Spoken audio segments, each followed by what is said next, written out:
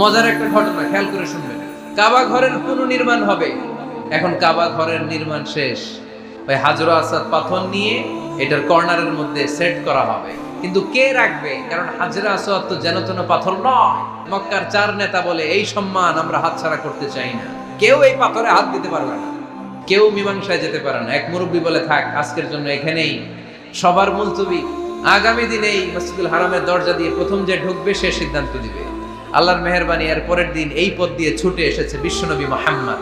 সবাই বিশ্বনবীকে বললেন, এই ঘটনা, কেউ তো পাথর ছাড়তে চায় না। বিশ্বনবী বললেন, কই পাথর? জান্নাতারে বললেন, ও জান্নাতা, কাপড়ের 4 কর্নারে তোমরা ধরো। বিশ্বনবী নিজ হাতে পাথরটা নিয়ে কাপড়ের মাঝখানে রেখে দিলেন। এবার বিশ্বনবী আগে আগে যায়, কাবার কাছে যে বিশ্বনবী আবার নিজ হাতে পাথরটা তুললেন, আবার নিজ হাতে কাবার ভেতরে রেখে দিলেন। পড়েন সুবহানাল্লাহ।